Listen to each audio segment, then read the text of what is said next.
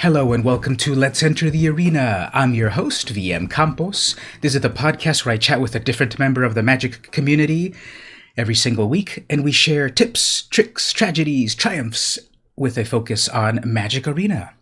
Well, everyone, welcome back to the podcast. We're in the middle of Zendikar Rising spoilers.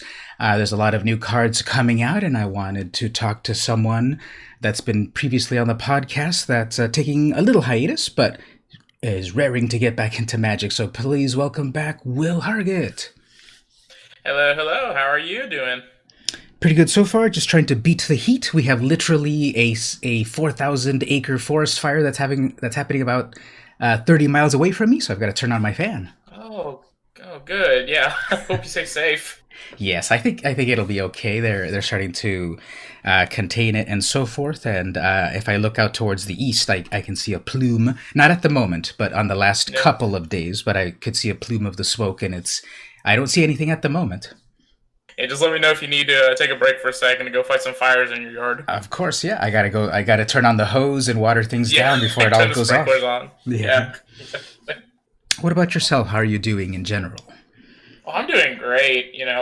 Since quarantine started, I've basically just been working. Luckily, I work from home, so my 9 to 5 life hasn't changed too much. Mm-hmm. However, my after 5 life has changed a lot. A lot of the times on weekdays, I would go to different Magic events around town, local modern events, standard events, and whatnot. And of course, as most people know, those events have been postponed until early 2021. So I'm just looking at all my decks and all that. However, me and a couple friends, we decided to start getting into EDH since then, and we've been having a great time with all that. So, but overall, I've been great. How have you been? I've been good. Just my job also. I'm an educator, so I can do my job from home, and I've been doing that since way back in March, which was a Friday the 13th, actually, is when I start counting when I started my quarantine. And so since then, and it's, online classes, it's working fine. I've always been a techie person, so I've always incorporated online stuff in my classes, but now it's mandated, so I haven't had to transition very difficultly over to online education, and it's more about the personal stuff about not really being able to go out like before. And to be honest, in the beginning, it was, the first 1 or 2 months or so, it was a little difficult. Like, I would be used to driving to a college campus. I would be used to driving frequently, like, whatever I wanted to do.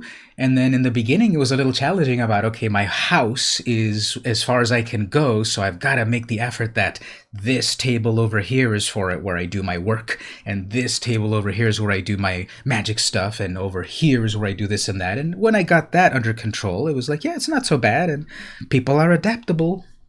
Yeah, that's what everyone says about working at home. You just gotta get better at time management. So I know some people have problems with it. I originally worked from home, and some of my coworkers, it feels like they're working just 24/7. Like, we'll get messages at like 2 or 3 a.m. about some project. I'm like, go to sleep. Yeah. Like, why are you awake? Exactly. Yeah. Well, I think we're all managing. So yeah, thanks for that catch up. Well, welcome back to the podcast. Let's tell people about where we can find you online, about any of your endeavors. Yeah, so the main thing that I do is stream on Twitch. My Twitch username is hargett618. I consider myself kind of a variety streamer. Started off with Magic, doing Arena, did it about 2 to 3 times a week, and then kind of switched that to about once a week now. And switched to a little bit of a variety, doing Soulsborne games, of course, like I said, Magic, and of course, everyone's doing it, and I'm part of the trend too. Fall Guys. Okay, yeah. I got my first win 2 weeks ago, and I screamed and I cut the stream, and then my roommate came up and was like, "Are you okay?" I'm like, no, I'm not okay. How are you? But that's primarily where you can find me, hargett618, and if you look up that name anywhere, you can also find my Twitter, Instagram. There's a Facebook page and whatnot. So yeah, come check me out. I'm very friendly. Come strike up a chat, and yeah, come hang out and join this awesome community.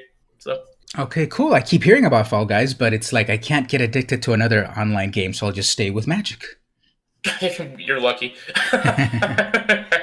It's a problem. It's literally so the game is it's not cross compatible, and I've got it for PS4 and PC. So originally I bought it for PC. I was like, oh, it's $20. That's not bad. Mhm. And then one of my friends messaged me as soon as I hit purchase and said, oh, dude, it's free on PS4. I'm like, Wow. so now I have it on both, which is actually it's a blessing too, because now I can just play with whoever. However, whenever I get on the PC one, all my PS4 friends are like, hey, where are you? I'm like, oh, well, playing with other people. So Yeah. yeah, it's a problem. Okay. Well, thanks for sharing those social media things. Let's give people an incentive to follow you in terms of, let's talk a little bit about your Magic origin story. Like, what was the year or set that you started with? And like, what nowadays, what colors or archetypes or whatever do you like to play? Yeah, for sure. So the first event that I ever did was the Core Set 2013 pre-release. I was actually working at a Boy Scout camp where I was a snake wrangler. And yeah, we can get into that later. That's why people should follow you, actually. Yeah, because I'm a snake wrangler. I've had an interesting career, but yeah, all the people at camp were playing that, and originally when I was younger, I played Pokemon, Yu-Gi-Oh, and stuff like that. And I told myself after Yu-Gi-Oh, I was like, all right, I'm not gonna play another card game. I can't do it. And then it was my 16th birthday, I believe, and two of my friends bought me an Avacyn Restored starter deck, and I was like, oh no. And now we're here. So, but I remember I got that, and then I found this thing called a Fat Pack, and I used my first paycheck at the camp to buy one. And I remember the first rare that I ever pulled was from that starter deck. It was a Silver Blade Paladin, and the first mythic I ever pulled was a Crater Hoof Behemoth, which I still own, and I'll never trade that one. Yeah, So, that's definitely a keepsake. oh yeah, well, originally it was only like a $5-6 card, so I was like, I didn't really even care. And now it's like $60 because turns out an 8-mana win the game card is real good. So who would have thought? Who would have thought? The big old boy. So, but yeah, started playing casually. Just started playing casually, and then started playing competitive. Really not till Hour of Devastation. Because I kind of just played casually with my friends. Like, we did a couple of GPs and stuff, but I didn't consider myself, like, a grinder or anything like that. Then, right after college was when Hour of Devastation came out. I was like, okay, cool, I'll get into Magic. I guess I'll look into Magic a little bit more, which I never got out of it. Yeah. I always had, like an EDH deck, a Modern deck, and a Legacy deck. And so I got into Hour of Devastation, and I think the first... the Challenger decks came out. If you remember those, it was like 4 standard decks. I was like, okay, cool. This will be an easy way for me to get into Magic again, or at least standard. So I got all 4 of them. I built the deck that I thought was best, and then I entered it into a one of those game day tournaments where you win a mat, and I came in first. So I'm like, oh, I guess I'm good still. Yeah. And like all the people are on the store like, who is this? I'm Will. What's up? So, and ever since then, I've met a lot of cool people. We've gone to many events, traveled across the U.S. playing Magic. Of course, right now we're on a little bit of a hiatus, but still talk and whatnot. I've met people from like I said, all over the U.S. People from Midwest. I really do want to go out west. We were going to go to GP Las Vegas this year, or Magic the big Fest one, Las Vegas. Yeah, but that got canceled, which I have a flight still, so eventually I will go to Vegas. Yes, hopefully for Magic, but if not, I guess I'll go gamble. So, oh darn. Gamble, aka open Magic packs. Yeah, right. Well, thanks for that origin story, and we've got a lot of new Magic stuff to talk about. We've got a brand new set coming out very, very soon. Let me back up a quick bit. Do you remember, like, at the end of 2019, Wizards revealed, like, here's our full slate of sets coming out in the far future of 2020. Do you remember that sort of reveal? What did you think about it back then? Yeah, what did you think about it back then when they said we're returning to Zendikar? I Oh, sweet! Zendikar is one of the most popular sets that's ever come out. When I started in 2013, was it Zendikar would have it was the set that previously rotated, and the coolest thing to me were those full art basic lands, and I thought they were so cool. And like one of the first things that I bought when I did well at FNM, I got like $9 store credit, so I bought like I think it was Islands, and they were just $1 each. I was like, oh man, this feels so cool now. And then when Battle for Zendikar came out, I was like, oh my gosh, now I have all these full art basic lands. And they also announced the expeditions. Like, oh, I don't know. It was just great. I love land-based stuff. Landfall is one of my favorite mechanics. One of my favorite cards they've spoiled so far has Landfall. So it's just broken. It's so broken. Oh, I know it. I play Commander, and we've played it, of course, in the recent times digitally through web cameras and such. And one of the players has an Avenger of Zendikar deck. So that's definite Landfall shenanigans there. So you definitely know that. Yeah. And it's like, yes, of course they have another land to play. Like, sometimes when you get mana flood, you're like, well, I don't need any more lands. But then with that deck, you definitely want more lands to make those plant tokens. Yeah.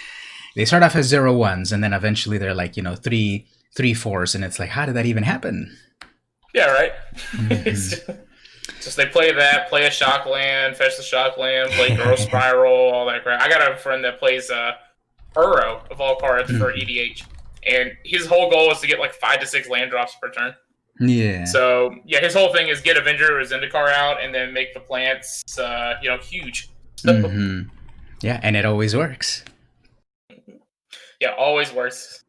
Let's talk then about this new set, some of the mechanics. Let's talk about one of the returning mechanics, like you just said. So right now for Zendikar Rising, what we've got 4 mechanics. 2 of them returning, 2 of them new. We've got Kicker, we've got Landfall. Those are the classic ones. Then we've got 2 new ones. We've got Party, and we've also got Modal double-faced cards, which really rolls off the tongue. But the original mechanics of Kicker, any general thoughts on Kicker? Kicker's sweet. I think it's very good for. I think it's going to be very good for limited. There's a few cards that really stick out though. That have been spoiled so far. Scourge of the Skyclaves. Have you seen that yet? Let me pull it up right now. It sounds familiar, but tell me about it. Yeah, so it's a 2 mana XX, and it's when you cast a spell. Oh, and Kicker of 4 and a black. And if you kick the spell, each player loses half their life rounded up. Its power and toughness is equal to 20 minus the highest life total among players. There's some very interesting. I just have some great deck ideas with this card. They said that there was a card in Ikoria, I forgot what it is, that combos really well with it. Oh, I can't remember what the name of it is. It's a mythic Abzan colors. If you know what I'm talking about. It's something like it gets creatures worth power 10 or less from the graveyard back to the battlefield. And if you get this, it's actually negative. Yeah. Like if you're at 20 life, I'll have to pull up the article actually, but it's to do it. But it was something funky because technically if you're at 20, if each of you is at 20 life or at 40 life, he would technically be a -20. So if you play that card and you target that, you get like you can get up to 30 pounds. It's confusing. Like I'll have to pull up the article and send it to you. Sorry, I'm probably just rambling with it. No, but it sounds really cool now. I do remember it now. I didn't remember the name of it, but I remember Saffron Olive mentioned it, and he said, "Is this like really terrible or really amazing?" And then I saw people's thread about it, replies and stuff, and it's like, yeah, this is one of these fun sort of. It's like not exactly Death Shadow, but it's that sort of card that really cares about like, okay, life totals, and here it's a -20 based on the highest life total among players. So that makes more sense if you're playing Commander where you've got several people and different life totals. If it's like more like a 1v1 and sort of thing, maybe it's not as amazing, but it definitely seems multiplayer because it even mentions among players.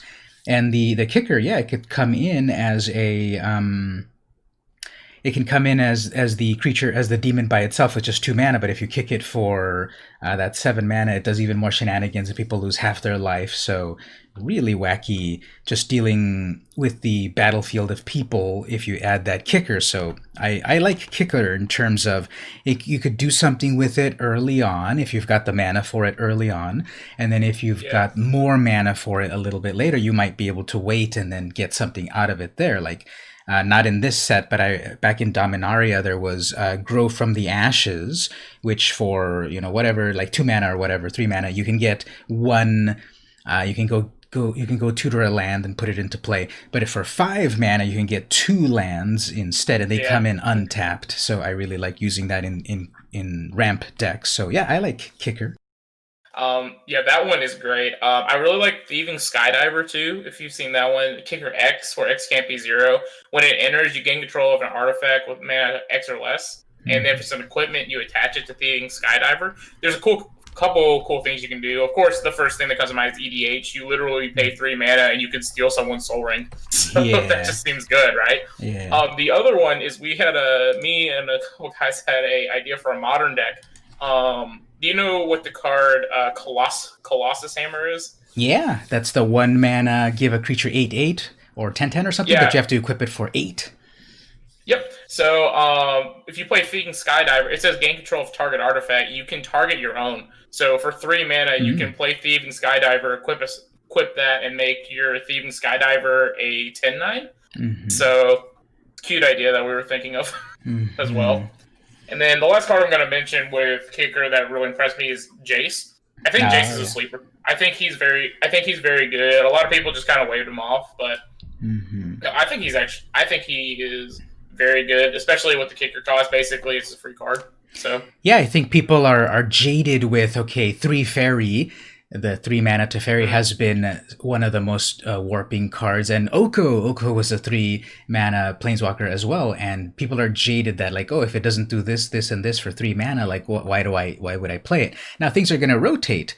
Things have rotated. Things have been banned and so forth. So people I think they are sleeping on these new planeswalkers just because they were so jaded with Nissa who shakes the world, that even though it was 5 mana, but you could still get her out on turn 3 because obviously the standard is going to change so much when War of the Spark rotate. Really all of it, but mostly War of the Spark. We're losing. Oh my gosh, how many planeswalkers do you think we're going to lose? 50? Yeah, exactly. Because there was 36 planeswalkers, and then you got the other sets, so 42. Yeah, about 45ish planeswalkers are leaving. So standard's going to look very different.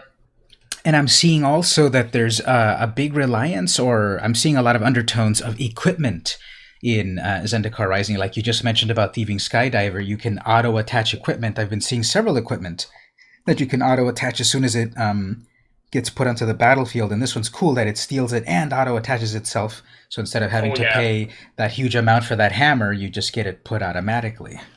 Oh, yes. One thing that I noticed about the Skydiver that's pretty funny is it says X cannot be 0, right? So, oops, I cannot steal, the Mox? And that sort of thing. Can't steal that Lotus, man. Yeah. they thought about that. So. Yeah. And I like Jace as well with that kicker. It's a free card. So if you want to pay the 3 at the beginning, you get 1 planeswalker and you start doing stuff. You start scrying or pulling cards from the top. Or if you just wait a little bit more and can do 5 mana, you get 2 Jaces and 1. Well, the little Jace will help you do the scry to see what you're going to pull. And then the big Jace will help you then get that perfect card off the top so that it doesn't hopefully wipe out the loyalty of the big Jace. And I think that's an interesting ability, that lose loyalty based on the mana cost of the top of the card. Yeah, exactly. Dauntless Unity. This is one of these commons, and this is one of these ones for perhaps limited and such. 2 mana. Dauntless Unity is an instant. Creatures you control get +1 until end of turn. Okay, +1/+1. Well, if you kicked it for 2 more, so 4 in total, if this spell was kicked, those creatures get +2/+1 until end of turn instead. So that's for a great aggressive finisher, perhaps. You've got a bunch of creatures out there. You're going in for your attack. Maybe the opponent doesn't block 1 or 2 of the little ones, but whoops, I've got 4 mana. open in my deck, and I pay 4 in total, 2 plus the kicker, and now they all got a +2/+1. And I kind of like that, those unsymmetrical buffs. Like back when I first played, I played back in the 90s, and back then we had these really like give a creature +2/+2 or a +3/+3. They don't do that anymore. Now they say give a creature 3 +1/+1 counters. But I like when they still kind of throw it back to the old weirdness of that, and this is one of those, which is give all creatures +2/+1. Yeah, it's weird. I agree. Yeah, it reminds me of Inspired Charge, because I believe Inspired Charge was one of the first ones that did that +2/+1. Mm-hmm. Yeah. Yeah. No, they're all sweet. It's.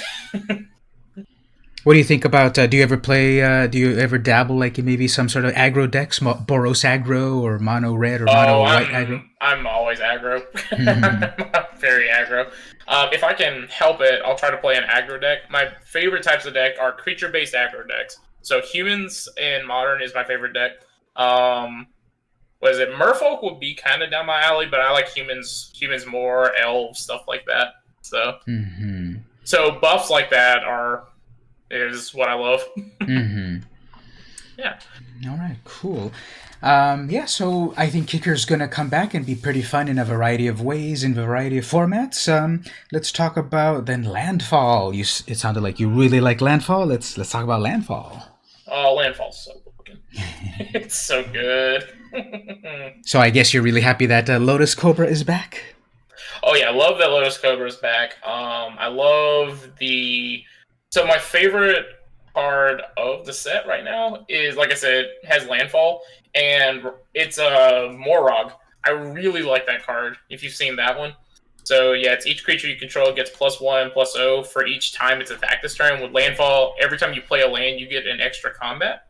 I'm kind of paraphrasing, but that's basically what it is. So as soon as I saw this card, I had an idea of, it's really red-green monsters with a splash of blue for Uro. So what I want is basically, he's going to be the top end, have him, and then the main thing you want to do is get Questing Beast on the field. So if you get Questing Beast on the field with Morog, then you play a land, Questing Beast will swing. Then you'll get another combat, Questing Beast will swing again, and then hopefully if the land is, Fable Pass or something, you can crack it, and then swing again with Questing Beast, and then I just think they're dead. Well, that sounds like Magical Christmas Land, but I'm on board for it. Yeah, right? It's a 4/4, 5/4, 6/4 attack, and that's just with Questing Beast, and then you got Morog that'll also swing. So. Yeah, Landfall. I like how they can just go with such a variety of possibilities with it. Like I didn't play during original Zendikar or Battle for Zendikar, but I like to go back and look at older sets and all of that. And when I got back into Magic, one of the first decks that I built I got back into it in 2017, right after Hour of Devastation. And when I got back into it, I built a Selesnya cat deck.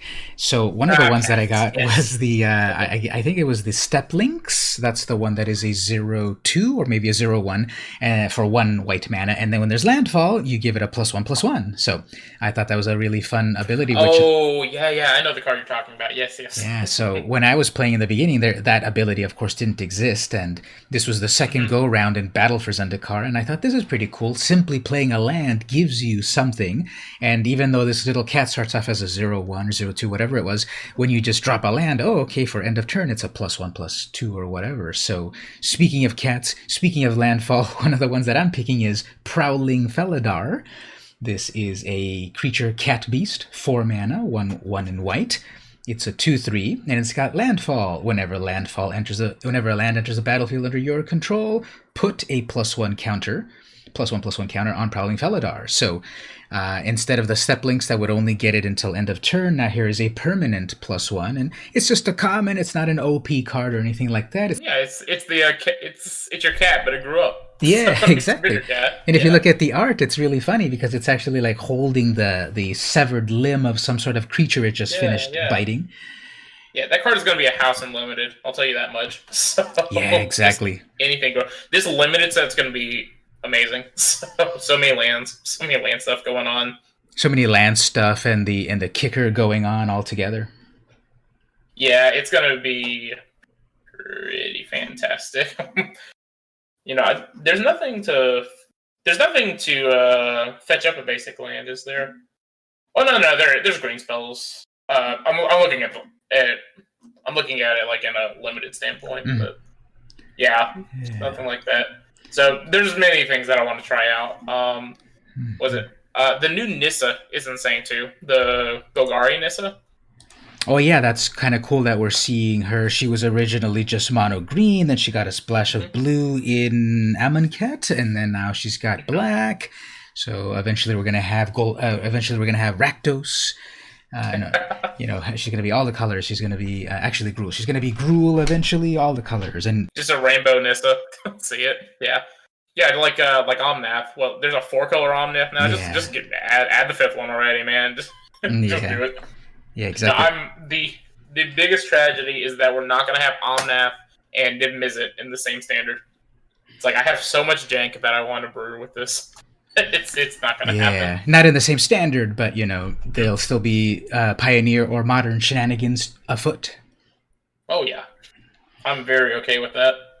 So that Omnath, it impressed me for several reasons. It's one more color to make a pretty complex commander deck out of, but then this has got like it doesn't even have an official term, but it's like progressive landfall, in that if you drop a land at the first time, you get the first ability of it, you do it again, you get another thing, and then if you get it to the third one, you're doing the damage to all opponents. Oh yeah, this card was built for EDH, like in mind, of course. So, everyone is going to try to play Omnath and just throw in as many fetch lands, as many, search effects as possible, just so you can get all the cool abilities. Like, I don't even know what I'm putting in Omnath. I'm going to build it. I don't even know what I'm going to put in there other than Omnath and fetch lands. I don't know what else I'm putting in. Yeah. Well, you have so many possibilities with all the 4 colors, so it'll just build itself, I bet. Yeah, exactly. I'm just going to throw good cards in until it's good. So. Yeah. What a surprise. Good cards help you win the game. Who knew? Yeah. And then there's also, Baby Avenger Zendikar, was it Phylath? The World Sculptor? That was a good add to Landfall. I love all the Landfall cards. Basically, every time I talk about Landfall, it's like, it's just so good. So, because I think Phylath, what it does is, it does the first effect of Avenger vs. Zendikar, where it puts as many plants on the battlefield equal to your lands, but the difference is, when you play a land, one of the lands gets 4+1 counters on it. So, which is still insane. I don't think it's as good as Avenger Zendikar, but it's still pretty good. I mean, when you play a land, you instantly have another 4/5. So, there's no way that's bad, right? I think he's going to be a house in standard. Yeah. Will it be played in EDH? Probably not. I think people are still going to play Avenger Zendikar, but it might still be part of the 99, so you kind of get doubles out of it if you can tutor it up or just play it naturally. So more cards of the same sort of idea in Commander, especially when you've got one-ofs, makes your deck stronger. So I think it'll find a home in that same, Avenger Zendikar Jr. Yeah, it's true. That is very true. Yeah. No, I think it would. So I don't read as much as I would like Mark Rosewater's articles, but I definitely listen to his podcast every week. And I like his behind the scenes of it all, in how did a set get made, or what's an idea for this, and spoilers and previews and all of that. And so he's always talking about how the original Zendikar, he wanted to make a lands matter set. And a lot of the times when he talks about, let's do this wacky thing, he mentions that people in the company are like, no, that's too weird. People aren't going to like it. I don't know, maybe later. And he was fighting for several things throughout the decades that he's worked at Wizards. And one of them was Landfall. So they did it in original Zendikar and people loved it. And it was another feather in his cap to say, see, I told you, people love this stuff. So Landfall was, and the original Zendikar, people loved it. Battle for Zendikar, from what I understand, because I wasn't quite playing it, it wasn't as beloved as original Zendikar. Do you have any insight? Yeah, it didn't feel the same. It was the landfall mechanic is really what made that set. And of course, when original Zendikar came out, you had landfall with fetch lands, so it was ridiculous. It was a ridiculous thing. That was before they started doing the bannings and all that stuff in standard. The last time there was a ban was during that set when Stoneforge Mystic and Jace the Mind Sculptor were in the same set. They had to ban both of them because it was so powerful, but people loved it. So, because everyone was playing, what was it called? Hawkblade? Cawblade. Yeah, Cawblade. Sorry, yeah, Cawblade. Yeah. It's like, no, can't do that. And yeah, and then nowadays it really, if you look back in the history of it all, there's been more bans ever before in Standard than ever. But on the one hand, I think it's good that that Wizards is experimenting with powerful things, and sometimes formats break, and okay, you do a ban. But it's bad in terms of, okay, I bought these cards in real life, and then now they're worthless or next to worthless, and it really makes me redo my deck. So where do you fall on that? It might be too controversial, but where do you fall on that in terms of too many bans, not enough bans, too much experimentation, keep it safe? Like, what do you think? So the thing is, the bans started because people were asking for it. People were asking around, was it just every set? They're saying, like, this card is too powerful. Do you think there should be a standard ban? Do you think this should be a standard ban? And people were saying, like, because of, like, the state of standards, they weren't making... People weren't buying product because they were like, well, the standard kind of sucks. I don't want to play it anymore. So their way of fixing it was...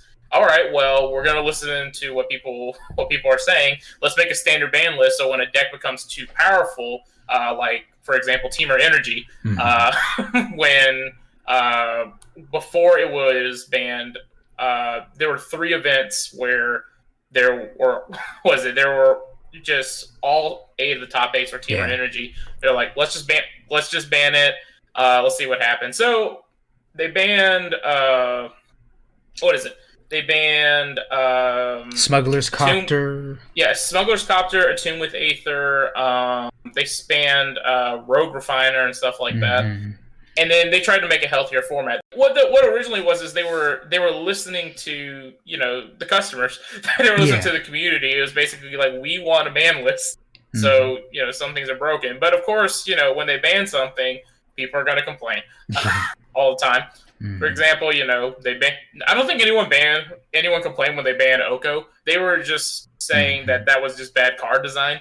I mean, I heard people complain. However, I did hear people complain when Fires of Invention got banned and all that. So now what people are doing is they're complaining about the people creating the cards, saying that they're not really testing it because clearly there is a set best deck in each one of these standards, and people are finding them, and the creators are just like, oh, we never thought about that. Oh, we should probably ban that because that seems a little too powerful. So it makes them look bad. Yeah, unfortunately, because the team at Wizards, let's say there's even, 20 people that are on the team for testing. Yeah, well, 20 doesn't compare to the 20 million or so that play, and people constantly playing on Moto or Magic Arena or on paper or Brewing or whatever. So when you have the hive mind of all Magic players, yeah, they're going to find the best deck in this set, in this standard, whatever. And it does tarnish the image of, well, why didn't Wizards test it enough, and why didn't they plan it enough? Supposedly they planned 2 years in advance. But yeah, there's just so many cards, so much time, so much personnel, and the answer is, yeah, hire more people. Sure, but still, how many people are you going to need to hire compared to the hive mind of the internet? So I'm on the side that let Wizards, experiment and do things, and okay, Companions, I guess their first version was broken and they had to change that. And I guess, okay, Oko, yeah, that should have been a minus instead of a plus to make food and whatever. But it's I still think if you play it too safe, people talk about how Ixalan was a low point, which I like it for the nostalgia of it, even though it's funny to talk about nostalgia only a few years ago. But when I got back into Magic, that was the first set that debuted. That was the first block that debuted. I'm like, wow, merfolk and pirates and dinosaurs. I love it. So I get nostalgia for it, even though the people that are entrenched are like, well, it was so low power. It was like so kind of linear, like, oh, you're either a merfolk deck or you're either this or that. And, there's that pendulum about, we swung the pendulum pretty far with Oko and Questing Beast and Nissa and Fires and all of that. And now if we're swinging it back, I'm fine with that, back and forth, but just don't keep it stagnant in one thing, either too powerful or too weak. I agree. The biggest problem that we saw is, I don't know if people have been saying this online, but me and my friends have pointed this out, that if there wasn't a ban list, right now there would be a standard with Oko, Uro, Growth Spiral, Wilderness Reclamation. You see where I'm going with this, where these would all be in the same deck. Yep. And that would be ridiculous. Can you imagine a no banless standard tournament right now? Yeah. Where you would have all those. You would have Teferi. You can splash white for Teferi. You have 5 mana Nissa. Nexus. Yeah, Nexus. Would Nexus be insane? Nexus. That's a good point. Was that M19? I guess it was M19. I think it was M19. So that was a miss. I guess I'm so traumatized by it. It's still in my mind. Yeah, I'm traumatized by it too. Don't worry. It's just banned forever, please. Yes. So, but yeah, just a ridiculous. It was ridiculous where, they planned this a couple years out. So there was a plan for a deck that was this powerful. It's ridiculous. I kind of want to build it and just see how good it would be. Yeah, after all, if you play 1v1 on Arena, that's no holds barred there, and you can see who wins that ultra powerful mirror match with your friend on Arena. Yeah, now, exactly. I haven't fired up Mitgo in a while, but was that the ability also to play 1v1 whenever you wanted, or 4v4? Oh yeah, it was definitely there. Oh yeah. I never played much of Magic Online. I did it in early 2018 as I was waiting for my invite for Magic Arena, and I played it until about April, and then sorry to say I haven't fired up Magic Online since 2018 April. It's all about Arena for me, or real life. Yeah, I understand that. The only time that I really fire up Arena, or not Arena, I fire up Arena every day, Moto, is when they do their vintage cubes. Yeah. Vintage and legacy cubes, because those are so much fun. One of my friends built a legacy cube, the newest list in paper, and we've been drafting that, and it's great because I always have a plan. I'm like, all right, I know exactly. I'm going to get a very powerful card, and I got Splinter Twin pack 1. All right, cool, we're doing this. And I always 3-0'd with it the last time we did it. Yeah. So. Now, it's not exactly on that level, but I have enjoyed the couple of times that they've put Cube on Arena, and at the moment, as of this recording, there's been the Tinkerer's Cube, and that one, when I was streaming it this past Saturday, I was remarking to everyone on the stream about, wow, here's 5 rare cards in this pack. Pack 1, and that's what Cube is. It's a best collection of cool, interesting, powerful cards, and it doesn't have the same rules as regular draft. It's you can still do archetypes as the more that you know the cube. And as I started playing people, I saw, people were able to create a great enchantment deck or this deck or that deck. And since it was my first time at that cube, I didn't know what the archetypes were. I didn't really research it. I went into it blind. So I just got a pile of the good stuff, which didn't synergize as well as possible. I think I went 2 and 7 or whatever, but I saw a lot of great cards, and I'm going to play that cube again. So when you have real cube on Moto, definitely that's a whole other level. Yeah, cubes are great. I really didn't get into cubing until about last year, and it's always a fun time. So I've made a few cubes in real life. It's just that I don't have any of the power cubes. It's more these are cards that I have because I buy a box every set, and it's let me just make a cube out of these random things. Try to make archetypes out of them, and I've played it a few times with my play group, and it's been fun. So cubing is another way to play. Oh no, it's fantastic. I love it. You're able to play. You're able to play very powerful cards that you would not normally play in constructed formats. So, recommend it if people haven't tried it. And shout out to, I think, Card Kingdom. They have a ready-made cube you can pick up right away, and it's been curated and put together, and that's one way to get into it if you want to play more Magic, and who wouldn't? Go check that out. So we talked about some mechanics that already existed, and we talked a little bit about bans and so forth. Let's talk about 2 new mechanics that may or may not take off, and one of them is party. So we're finally able to party on Wayne in the world of Magic. General thoughts on the new party mechanic?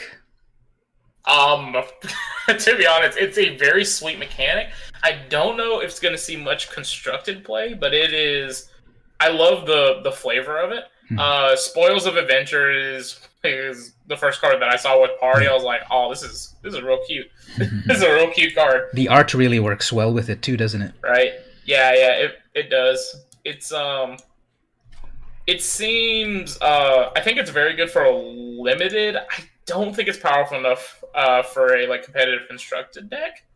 However, I do think with this mechanic, I think what they're trying to do when they released it, I think that was when they were releasing the that new set that's coming out instead of core set this year, the Dungeons and Dragons theme, because you can tell this is a very Dungeons and Dragons themed um, mechanic. And I can go ahead and tell you this: it's coming. It's gonna show up in the Dungeons and Dragons set. Like I can almost guarantee that. Yeah. So.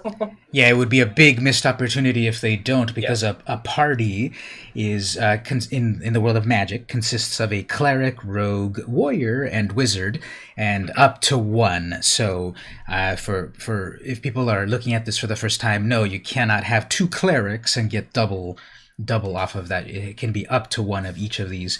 And so from like the classic D&D parties, although they had fighter, right, but we don't quite have fighters in Magic. We have warrior, and so it's usually a cost reduction to give you cool stuff. So Spoils of War, 6 mana, but if you've got the party, it'll drop it down to 2 mana, 1 white, 1 blue, and it draws you 3 cards and 3 life. So that's what party is in general, and there's a variety of different types of party cards, but I like that one that you picked. Definitely, I like that one as well.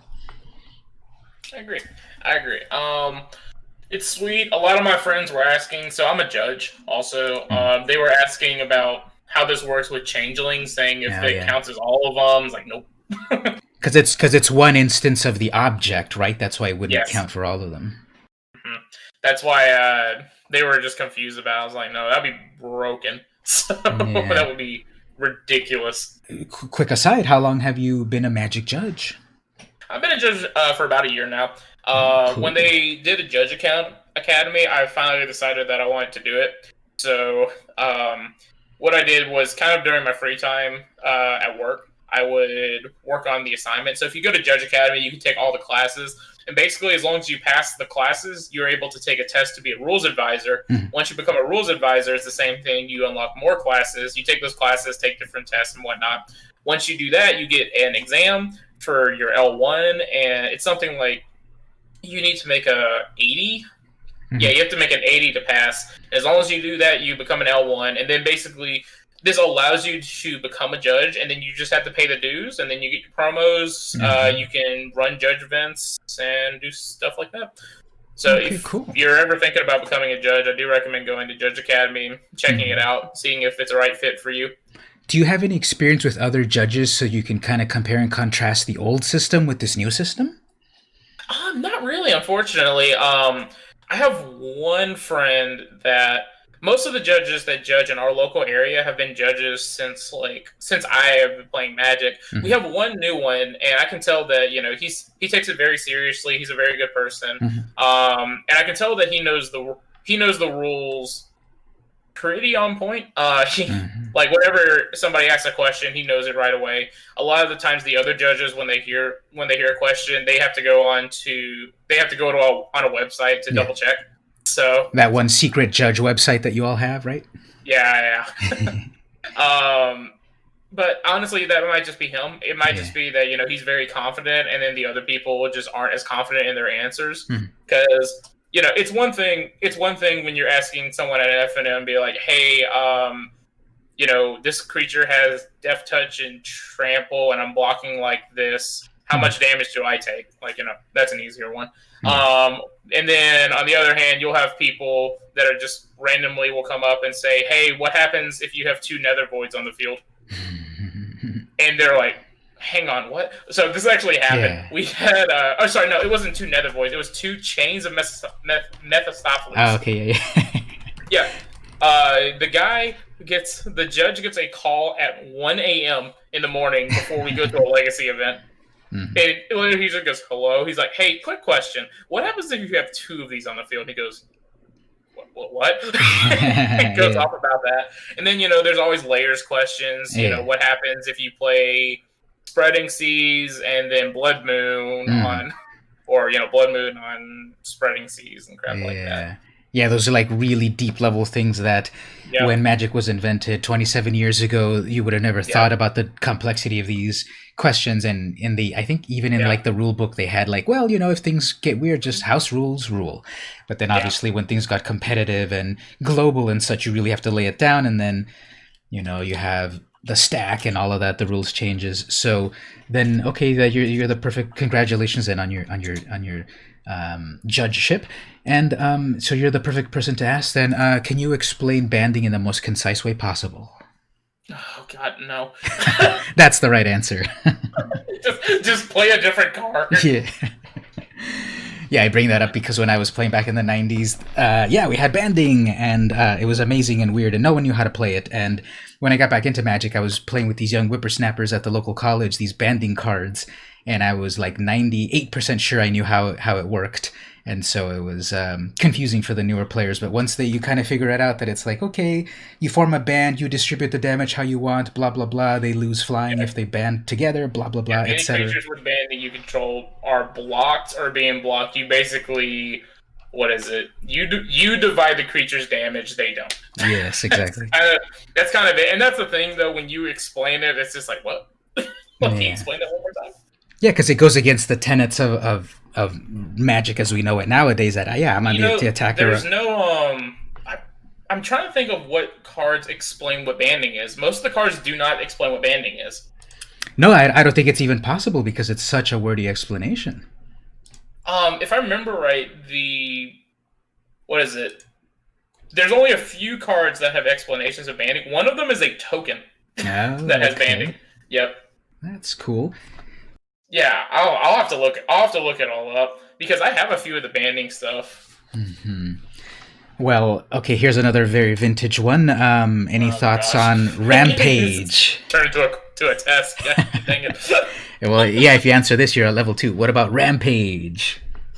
My God. Okay, hang on. Rampage is if you Rampage X. So let's say it's Rampage 2. It's every creature after the first one. Sorry, hang on. Let me rephrase it. So if it gets blocked by more than one creature, for every creature before the first one, it gets +2/+2 if it's Rampage 2 or something like that. Yeah, that's pretty much it. Yeah, exactly. Yeah, yeah, that's it. That's what I would say. And that was another one of those back in the day that, like Craw Giant, I think that was one of them, like Rampage 2. And that's exactly it. It was a 6/6 and it would get bigger and bigger and bigger. Yeah. And that's a long extinct mechanic as well. I think Craw Giant was the first card that had it, if I remember right. Most likely, yeah. And there was later on, like maybe in 5th edition or somewhere late in the cycle of things, there was a mention, or maybe Mirage, there was a mention there was an explanation of Rampage on the card, because back in the day it just said Rampage 2. And like if you didn't have the Little Magic rule book, it's like, what does that even mean? Because there was no explanation. Even banding and such, you have to go read the little book. So nowadays you can see a card like Angel of Destiny that I'm looking at here for Zendikar. I'm not even reading it yet, but it's got a huge wall of text for it to explain what it does. And nowadays with the Magic templating, I think overall they do a really good job of explaining what things do. Although I was mentioning on my stream just a few days ago, I really wish that they would reword it instead of saying something like X creature can't block. I wish they would simply spell it as X creature cannot block. Because, yes, I agree. Yeah, because when you talk about it in real life and you're talking about it really animated, okay, X creature can't block. Now, did you just hear me say can't, or did you hear me say can? So if they had spelled it out as cannot, I would have loved that. Yes. And there was one more thing. I think like sometimes when... I think there was a card that had kicker or something, and it said one creature gets whatever. And then if you kicked it, it said instead, okay, I thought that it needed to have the word any in there, even though it's kind of implied. I wish sometimes they would use the word any, because if the first part without kicked said one target creature does whatever, if you kicked it, any creature does whatever. I wish they would just have that extra any word. Make them more simplistic. I mean, you know the most complex card with wording and whatnot, Ice Cauldron. Yeah. Have you ever read that card? Yeah. I'm not explaining it. Yeah. That's the one that cares about what mana you stored into it, and then you keep track of it and all of that. And they don't do any of those anymore, really, right? That it has to care about what kind of color of mana you put into it? No. Ice Cauldrons, I think, actually came out in either Ice Age. Age. Ice Age or it was Ice Age. Yeah. Mm-hmm. Yeah. Oh, but the just the all evolution. the wordy stuff. Could you imagine just at an FNM somebody drops down Ice Cauldron? It's like that game is going to time. Yeah. Just because they have to read the card for like 3 minutes. And the opponent has to read it every single time that the person tries to use it. Yeah. All right, so, okay, party. So I guess it's not as complicated. They're able to put it directly onto the card. It's simply the sentence, your party consists of one of each, although it doesn't say up to, I guess. Your party consists of, oh yeah, it does. Your party consists of up to one each of cleric, rogue, warrior, and wizard. So they were able to put it in one at one time.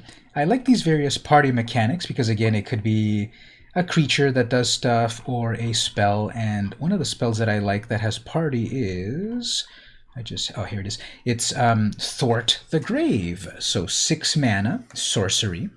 Return target creature card and up to 1 cleric, rogue, warrior, or wizard from your graveyard to the battlefield. So 6 mana in total, but if you've got the party, you can pay only 2 for that sorcery to animate dead more things out of the graveyard.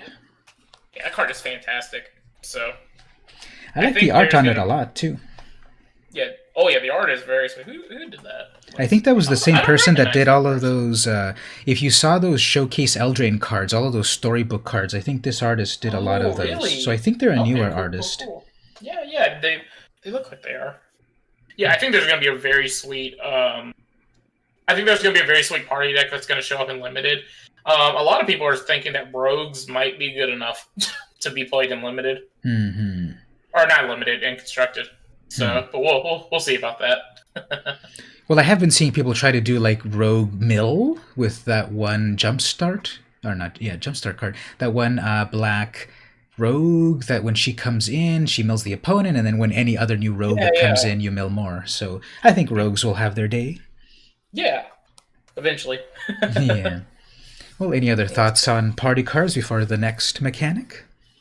No, I think I'm good. I think we covered pretty much everything. I'm just, I'm excited to try it. I'm excited to see if players will join that, that really only know Magic because they're the same company as D&D. And see, it's like, oh, they're morphing, and maybe I'll give it a try. I know a couple of my friends that played Magic that quit. Now that they're bringing back D&D stuff, they want to get back into Magic, so I think that's what they're hoping for. Well, let's take a little tangent in terms of synergy. We haven't had really much cross-pollination of Magic plus D&D, even though it's the same company. Although in D&D we have had, the whatever they're called, the guidebooks, the Adventurer's Guide to Ravnica or whatever. Yeah. So the cross-pollination of things, we then kind of see it accelerated in an interesting way with the Godzilla style of cards in Ikoria, and then we're going to get Walking Dead cards eventually in Magic next year. That was weird. Yeah. So what do you think about reaching out beyond the original constraints of fantasy? They're trying to incorporate pop culture references and stuff like that. But Walking Dead, oh wow, I didn't know. That one surprised me. Yeah. The Godzilla ones I will also surprise me. Like any of the stuff that they do right now will surprise me. So. Yeah, I'm all for people enjoying Magic however they like. So if they want to have the Godzilla version of whatever card, that's cool. If you want to have I'm calling it here. When we get the Walking Dead cards, I bet you Michonne is going to be the alternate art card for Massacre Girl. I bet. Yeah, that'd be awesome. So I'm all for people having these alternate version of things. I guess, though, where I draw the line is I just hope that they're reprinted alters of things, just that whatever Godzilla Death Corona was Void Beckon or whatever it was. So as long as it's the alternate name of it and it is based on a real card, I guess I'm okay with it. I don't really want to have a Rip Grimes card that is not really any other card. It's got to be some sort of card that is based on a real, actual Magic card. But this is my take on it. Fair. That's very fair. And then all of this other style of did you see all of these secret layers with really trippy art and alternative art and underground art? The slime ones. Yeah. Wizards is owned by Hasbro, so I just look up what Hasbro owns. Yeah.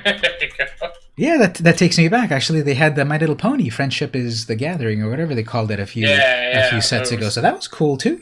Have your cool Twilight Sparkle or whoever was in there as part of your deck. That's cool.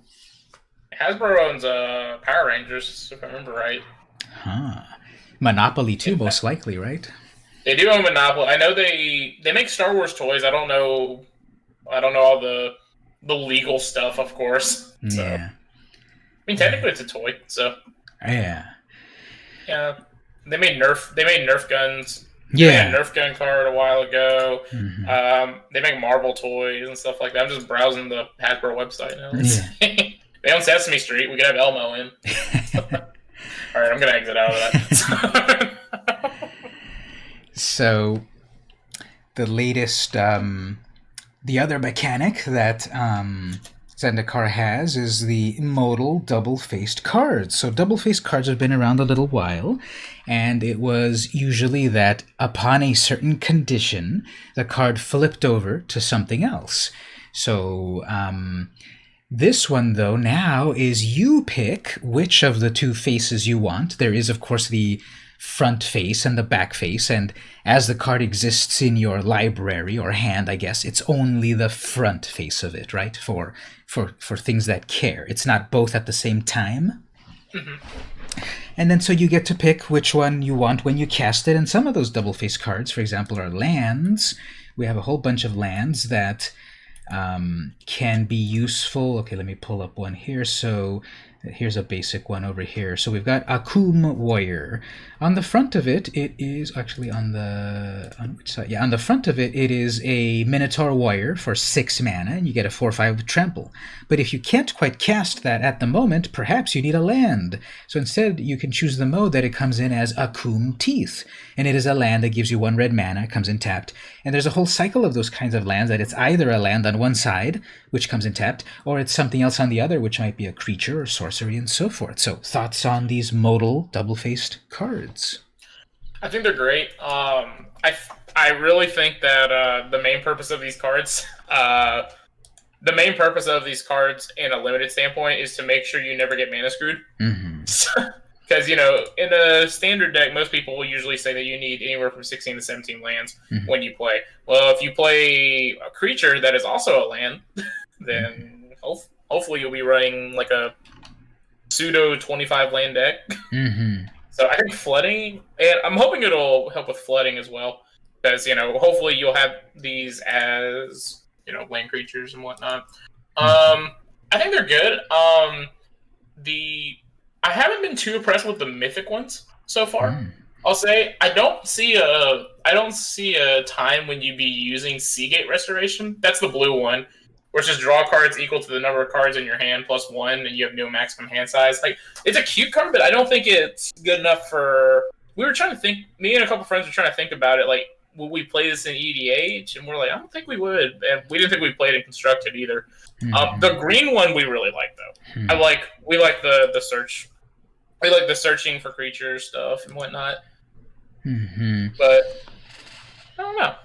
I like how they have almost, I guess, a pseudo vertical cycle of all of this, because in all of the various rarities, we've got those mythic ones, which if instead you need the land, you do have to pay 3 for it. So it's a little bit of lightning bolt to yourself if you need that land, or else you play the other side of it. So that's in the mythic slot. In the rare slot, you've got the dual lands, just the strictly worst dual land, but everything's worse than a dual land. This is either you get a red source or a green source out of one card. You can't have like if it would be the regular taiga or whatever, it wouldn't be the actual. Whenever you need that land, you have the color. It's like at this moment pick one, but it's any of the 2 colors, and then you drop down to the uncommons, and then there you get a tapped land, or you get the creature or sorcery or whatever.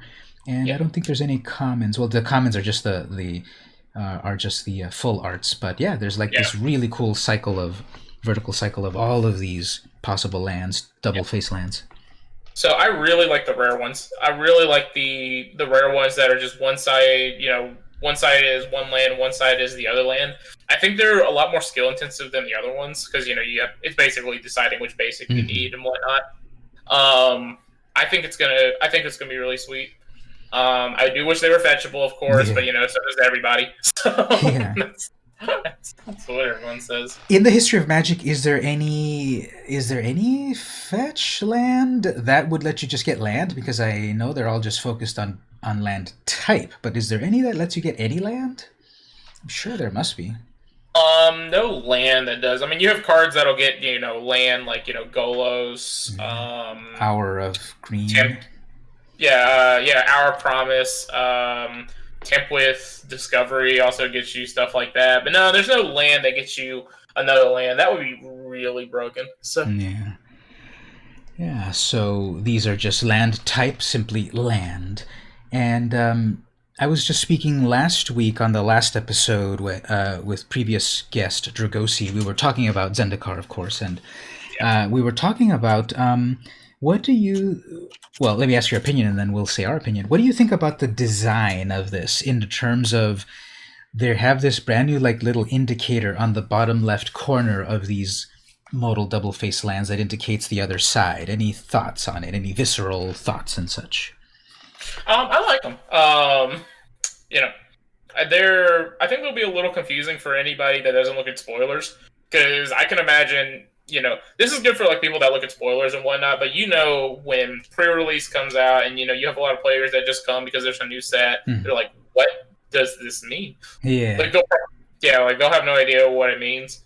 So I'm a little worried about that, but other than that, I like it. I wish I think they're probably going to include some kind of tip card in the packs that are basically explaining double-sided cards. Because I'll be honest, I was pretty confused about it too until they actually did the explanation. Because there was a couple cards that got spoiled before they did the explanation that was land on one side, card on the other side. Yeah. So I'm like, well, maybe it's you can play each side, maybe? I don't know. Or maybe it transforms into this. But I couldn't see where it transformed. And then an hour later they explained, it's okay, I can see this now. Yeah, exactly. If in a vacuum, it doesn't make any sense, and I think this is part of the problem. So, spoiler alert: when Dragosi and I talked about it, we kind of griped about the graphic design nature of it and such. Not the quality. The cards are amazing, but the graphic design of it. In terms of, we've been used to having an indicator that something flips on the bottom right. If you recall, some of these. Cards let's say in Innistrad or Shadows over Innistrad, they had at the bottom right corner the indicator that on the other side you have a creature power and toughness on the bottom right. For whatever reason, they're putting it on the bottom left, perhaps because it's land related and they want to create a new paradigm for it. But I think that's kind of changing again. You had already, Wizards already had this idea of put it on the bottom right to indicate it's a flip. They still have the top left corner icon, which that has been used many times to indicate that there's a double-faced. On the one side is a sun, or on the other side it's a moon. So they're keeping that on the top left. That's nice. Although I think the icon for what it is on the top left is really weird. I guess there's a triangle on the front side and there's two triangles on the other side. I guess that's supposed to tell you that's two sides of it. It's not as interestingly artistic as on one side it's a moon, on the other side it's a sun. Or half moon or full moon, whatever. So I think just graphic design-wise, I think these double-faced cards are a little bit too cluttered and they take up a lot of mind space. And once you know what they do, okay, you got it. But for the new players, what's that top left icon? What's the bottom left icon? Why do the colors look different on the front and the back? If you notice that the border looks different. The black side border looks like the promo style or the future shifted style or whatever. So I think there's it's way too messy. But once you know what it does, I think it's great. I agree.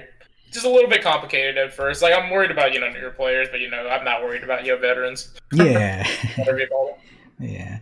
And then the last little kick them while they're down. I don't like the color on those because, for example, on a couple of those, if you look at Branch Loft Pathway and Bright Climb Pathway, the indicator to tell you that the backside is a plains, the background color of that, seems almost exactly the same as the indicator to tell you that it's a black land, right? The white land, black land, you have the background color of those, if it's white or black, like so close to each other that maybe in real life you can really tell the difference.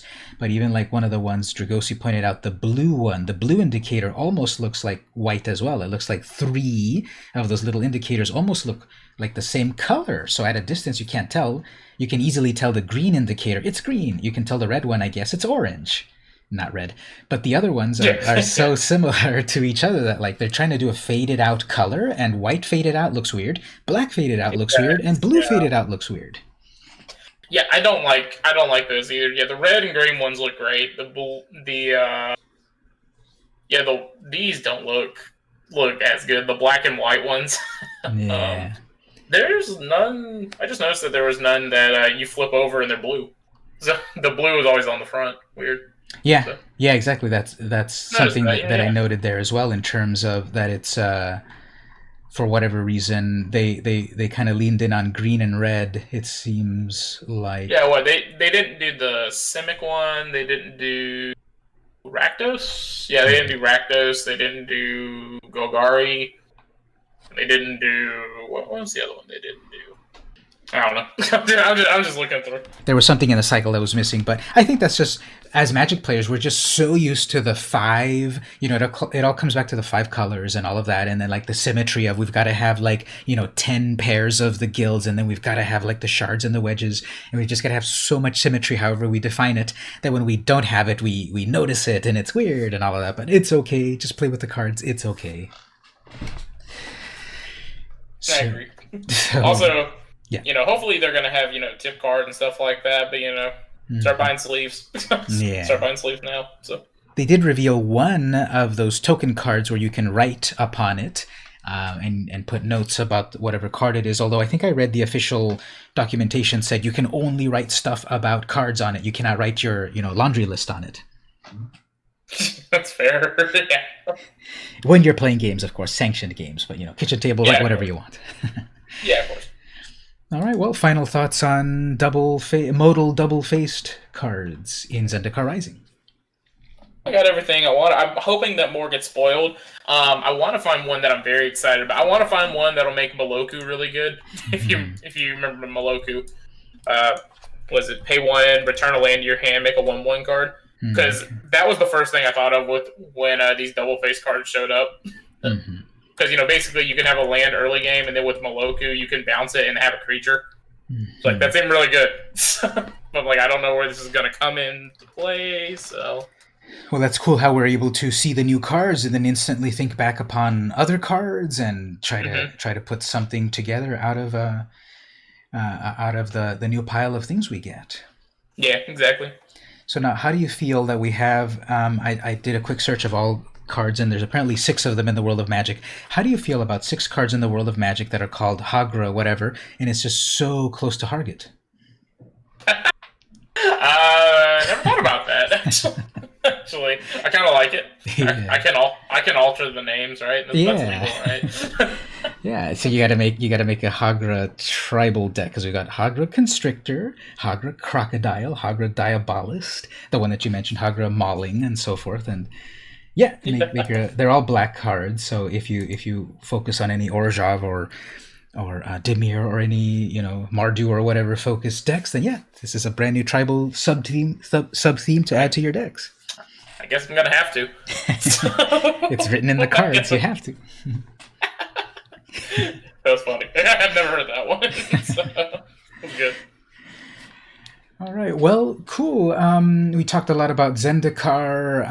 I guess to wrap up, general thoughts on the whole reveal on the year of the far-flung future of the year 2021, the whole reveal of all of the new sets we're going to get. We're going to get Kaldheim set. We're going to get a Dungeons & Dragons set. We're going to get Strixhaven. And then we're going to get apparently 2 Return to Innistrad sets. Yeah, they all look sweet. I am very excited to see what they're going to do with this Innistrad thing. I don't know how that's going to work because they've never done anything like this before. I'm very excited to see if they can pull it off well. I'm very excited about that. I'm very excited about the non-standard sets as well. Yeah. The Time Spiral 2. Yeah. That That sounds amazing. First of all, old border cards are my favorite, and I saw the old border of Chalice of the Void and Path. I'm like, oh man, oh no, my poor wallet. Yeah. I don't know about you, but like, for the past month or so, feels like a new product's coming out like every week. Yeah. Because we had Jumpstart, Double Masters. We have a Secret Lair coming out every other week now. Yeah. So I'm having a. I don't know what's going on. Too much product. So. Yeah, I'm gonna have to ask my boss for a raise or something. And when they ask you for what for, you say, "Well, Magic cards, of course." I'm moving. I need a My child needs a new crib. Yeah. Ignore that I don't have a kid. Yeah, I need a child first, but yeah, I'm prepared. Yeah, also, I'm having a child. Yeah. Yeah, exactly. So on the one hand, people complain, well, there's too many products. But on the other hand, it's like, yeah, it might sound harsh or whatever, but not every product is for every person. And that's up to people to make it their own decision, I said, people will complain about it. Yeah. So, you're going to, what is it? The old saying was like, Magic players will complain if you give them a crisp $100 bill because it's not, perfect enough. Yeah. So, it's not attached to a Mox Lotus. Yes. Why does every pack not have a Mox Lotus? Yeah. So I like that they are experimenting with things, definitely, in terms of, okay, they're gonna do a return to Innistrad. They mentioned they're gonna do 2 of them, which kind of makes me think back to, for most of Magic's history, or they had the block paradigm. They had 3 in a block, and I think I myself liked the idea that, yeah, let's spend time leisurely at a plane. Let's look at a variety of sets and styles, and this first of 3 will be focused on this, and the second of 3 will be this, and the third will be that. I like that. And then they, if you read the commentary from Wizards, they talk about how there's, the third block fatigue and it sells less and whatever. So then they went to the two block paradigm. They had it in Shadowmoor, etc. But then they really had it with Hour of Devastation and Kaladesh and so forth. And then they finished with Ixalan. And then they went to the single block of it all. And I personally don't like that. I don't like that you come to one set and then you leave and then here's a brand new set to you can't tell a good story. You can't tell a good story. You don't have cards that synergize over a long period of time. So maybe they're going to dip their toe back into the 2-block paradigm at the end of next year when they do 2 of these Innistrad sets at once. Yeah, that would be sweet. That would be very sweet. I'm very excited about that set. I'm excited about all of it, to be honest. The one that I'm most excited for, probably, Kaldheim is up there because they've been talking about Kaldheim for a while. Because this, it's supposed to be Norse mythology. I'd say in order of excitingness, we'll say just the standard stuff will be Kaldheim and then the D&D set, because I just want to see what they're going to print. Are you familiar with D&D? No, not too much. I know about it just by cultural osmosis, but I haven't really played it. Okay, cool. I won't mention any characters. Go ahead and mention it. Mention it for the audience. Oh, I want to see a Strahd character. Strahd is supposed to be like a really powerful vampire. Yeah. Okay. I want to see something like that. I want to see. There's a place called the Yawning Portal that's like a very popular place in D&D. They're I'd give you $1 million if they didn't reprint Bag of Holding. In that, don't quote me on that. Delete that. But yeah. And of course, they've got a reprint party. Oh yeah, they got a reprint party. So reprint all that stuff. Excited about that, and then the Strixhaven looks really cool too. Because that's the world that Kasmina's from. So I'd like to explore that a little bit. I don't know how they're going to make an entire set out of just that, but I'm excited. Well, from all that I really know is from the reveal, although people have been mentioning that it could be this, it could be that, and I didn't know that about Kasmina, actually, so I guess that's sort of like the people digging into it, but to me it sounded just kind of right away, it was like Harry Potter world. It was, you can make a whole world out of that. You could have these various colleges, magical colleges battling each other, and that'll be cool. They might actually do that. They might actually make Harry Potter based cards. That'll sell. Legally distinct, or like an actual Quidditch ball card or whatever. I mean, we've got Godzilla cards. We can see Yeah. if we can get a Harry, get a Harry of Baltimore. We'll see what we got. Dumbledore. Yeah. Yeah, so a lot of new sets coming out, and they harken back to things we've seen and new things, of course. And then these ancillary sets, like you said, Time Spiral Remastered, that'll be cool. I wasn't playing during that time, and I don't think you were, right? That was 2006. No, I wasn't, but I loved all those cards. Looking back on those, and even if you're not playing during that time, I think a lot of people just kind of still look back at sets to kind of find cards for whatever decks they're trying to build and go down the rabbit hole. But I noticed that when Mark Rosewater talks about that whole time spiral block, that's when he claims some of the biggest mistakes in Magic occurred, because there were these off-color spells, like, okay, a white counter spell or a red pestilence and that sort of thing. And so it's going to be surprising. But people love that. Exactly. People love that, though. People love it. Yeah, because it was the greatest mistake. It was a big mistake because everybody wanted all that stuff.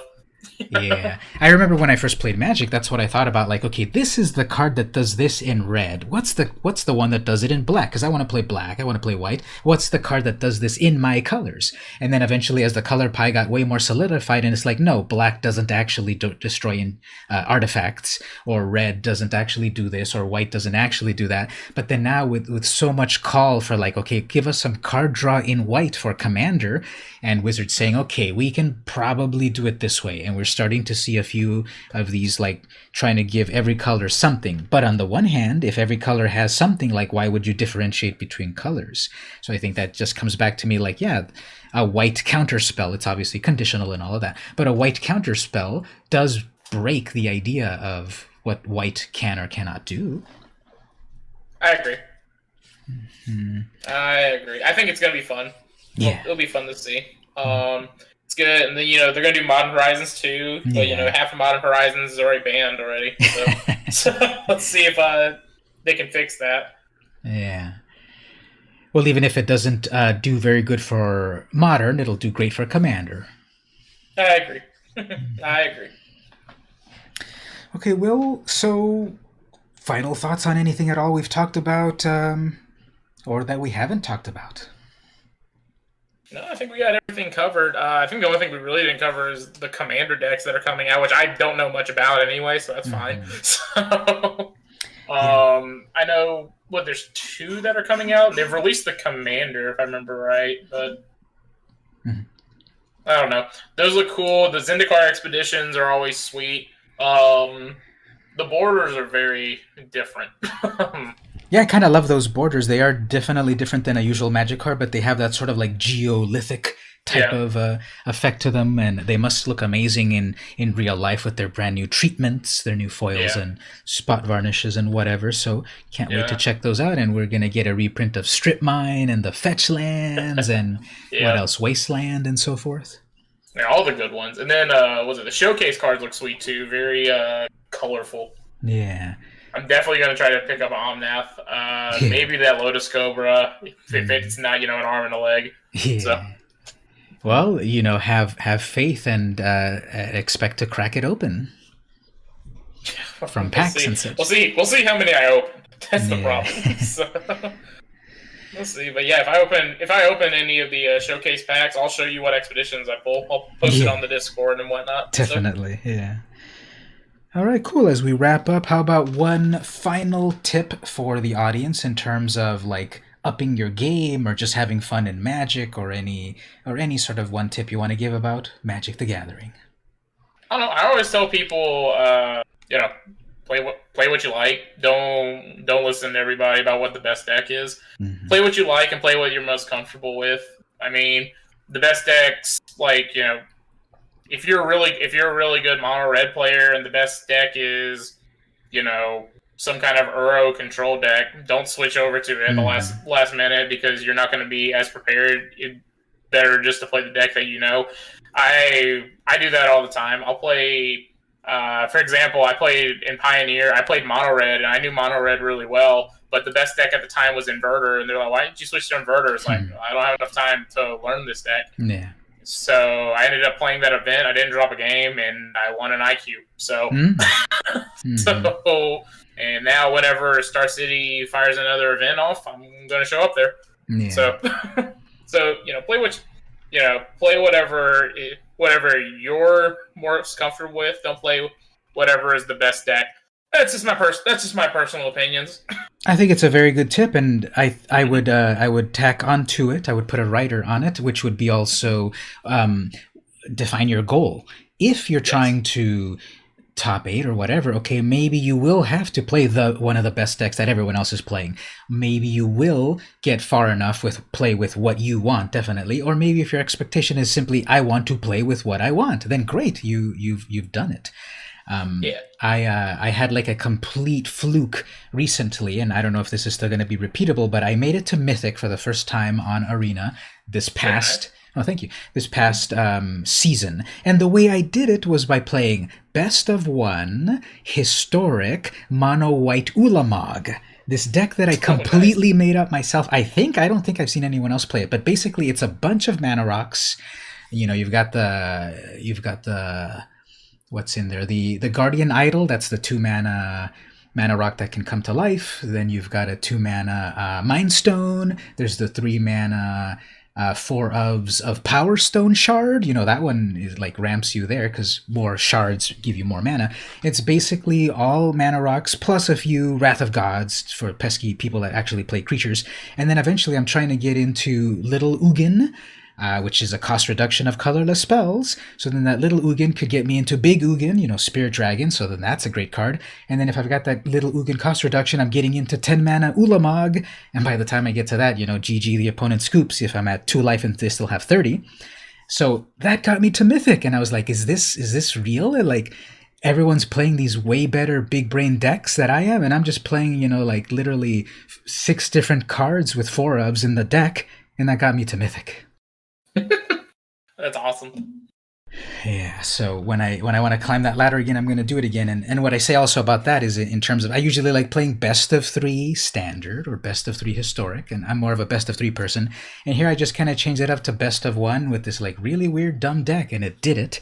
And I have a feather in my cap there, but basically going back to your tip, play what you want. If you want to play a weird cat deck that's not going to top 8 you or get you up to Mythic, that's fine. But are you playing with it in a fun way and keep experimenting and so forth? Then that's the right way to play. Exactly. Okay, Will, tell us one more time where we can find you online. Yeah, you can find me on Twitch, twitch.tv/hargett618. My Facebook page is hargett618. My Twitter is hargett618. You get it. You get all that stuff. But like I said, I mostly stream. I'm a streamer of variety games. Primarily right now it's Fall Guys. We'll get back into Magic as soon as rotation starts. We have a great community as well. We try to do party games a bunch. We'll usually define a day out where we'll play things like Uno, Fall Guys, Monopoly, all that stuff. So, if you want to join the community, you're more than welcome to. Drop a follow, join the Discord, all that crap. Mm-hmm. Discord link is on my Twitch page. So, other than that, I think that's it. Yeah.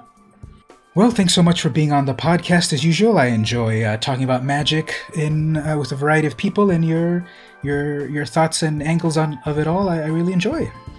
Yeah, thank you for having me. I always enjoy being here. I'm sorry we couldn't get a hold of each other for a little bit, but I'm glad to be here now. So it worked out, and that's the great thing about it, that we can do it all digitally, and once we coordinate, time zones don't matter too much, and we can get it all done. Yes, exactly. Well, everyone, thank you so much for listening to the podcast. This has been VM Campos, and I'll see you in the arena.